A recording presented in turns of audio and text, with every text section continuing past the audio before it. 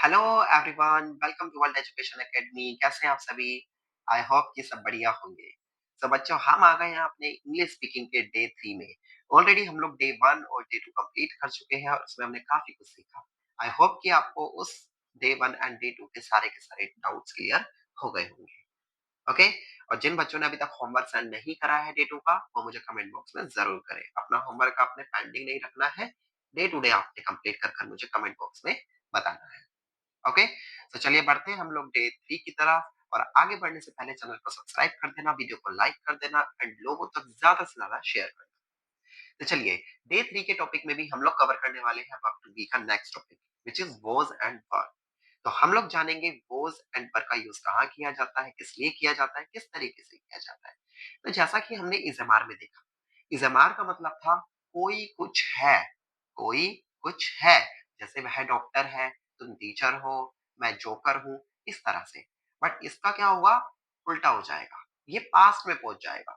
वह जोकर था, तुम नौकर थे, वह पागल था। यानी यहाँ पे सारी चीजें पास्ट में पहुंच जाएंगी, बीते हुए टाइम में पहुंच जाएंगी। यानी वह जोकर था, अब नहीं है। ठीक है, तुम टीचर थे, अब नहीं हो। तो इस तरीके से आगे बात समझ में। तो इसका अगर हम बेसिकली हिंदी मीनिंग देखें, तो कोई कुछ था। जब कोई कुछ था पास में, तो उसके लिए हम लोग वॉज वर का यूज करते हैं। ओके। तो चलिए, सबसे पहले हम लोग बात करते हैं वही थ्री टाइप्स के सेंटेंसेस की, कि हम थ्री टाइप के सेंटेंस बनाते हैं, अफर्मेटिव, नेगेटिव एंड इंटरोगेटिव। सबसे पहले हमारे पास आता है सब्जेक्ट, इसके बाद हमारे पास आता है वॉज एंड वर, फिर इसके बाद आता है हमारे पास object. Clear? Subject, was, were, object, सब कुछ सेम है। बस इज एम आर की जगह वॉज वर लगा दिया गया है। फॉर्मूले हमेशा सेम रहते हैं, बस आपकी हेल्पिंग वर्ब बदलती है। जैसा कि मैंने आपको पहले भी बताया था डे 1 वाली वीडियो में, कि हेल्पिंग वर्ब क्या होती है, जो आपके सेंटेंस का नेचर बताए। अब आपने डे 2 देखा। डे 2 में जो हमारे सेंटेंस का नेचर था वो था प्रेजेंट, तो इज एम आर यूज हो रहा था। अब सेंटेंस का नेचर है पास्ट, तो आपका वॉज वर यूज हो रहा है। तो इसी तरीके से आपकी हेल्पिंग वर्ब बदलती रहती है। ओके। बाकी सब कुछ सेम रहता है। नेगेटिव सेंटेंस में देखें तो सब्जेक्ट आएगा, वॉज वर आएगा और थर्ड नंबर पर ऑलवेज नॉट आता है। देन इसके बाद ऑब्जेक्ट। इंटरोगेटिव में आपका वॉज वर आएगा, सब्जेक्ट आएगा एंड ऑब्जेक्ट आएगा। क्लियर हुई ये चीज? या क्लियर? ओके। अब देखते हैं कि वॉज और वर हमारा लगता कहां पर है। तो अगर वॉज और वर के बारे में बात करें, तो वॉज लगता है हमारा आई, ही, शी, इट एंड नेम के बारे में। वर की बात करें तो वर लगता है यू, वी, दे। ओके। और हमारे पास ये सिंगुलर है और ये प्लूरल है। I, you, we, they, he, she, it, इन सबकी हिंदी में डे 2 में बता चुका हूं। जो बच्चे डायरेक्ट डे 3 देख रहे हैं, वो सबसे पहले जाकर डे 1 एंड डे 2 देखें, तभी जाकर उनको डे 3 भी समझ में आएगा। क्योंकि जब तक बेसिक कॉन्सेप्ट क्लियर नहीं होंगे, तब तक आगे बढ़कर कोई फायदा नहीं है। ओके। तो यहाँ पे सबसे पहले हम लोग एक एग्जाम्पल के थ्रू समझते हैं। मैंने एग्जाम्पल में लिया है, वह पागल था। यस, वह पागल था। अब इस सेंटेंस को मुझे थ्री टाइप से बनाना है। वह पागल था, वह पागल नहीं था, क्या वह पागल था। तो इस तरह से। तो अगर हम यहाँ पर देखें, तो सबसे पहले वह, यहाँ पर किसके बारे में बात हो रही है? वह, उसके बारे में बात हो रही है। और वह को इंग्लिश में हम लोग बोलते हैं ही। ओके। देन इसके बाद सब्जेक्ट तो मैंने लगा दिया, अब आएगा वोज या वर। तो ही के साथ क्या लगाऊं? वोज या वर?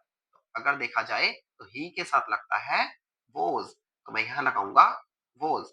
ही वोज, तो यहां पर आ गया वोज, ही वोज। इसके बाद बचा क्या यहाँ पर? पागल, जो कि आपका ऑब्जेक्ट है, तो आप यहाँ लिख दोगे a mad. He was a mad. Okay. Negative sentence में भी सब कुछ सेम रहेगा, बस फर्क क्या होगा? थर्ड नंबर पर नोट आ जाएगा। He was not a mad.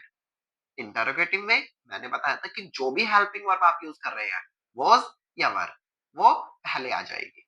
तो वॉज आपका पहले आ जाएगा, देन इसके बाद सब कुछ सेम रहेगा।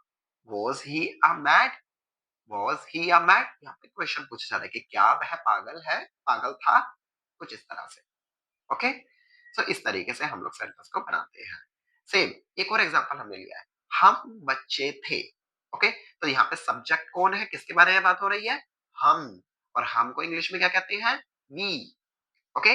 अब वी के साथ लगेगा क्या, वोज या फिर वर? तो टेबल से चेक करते हैं।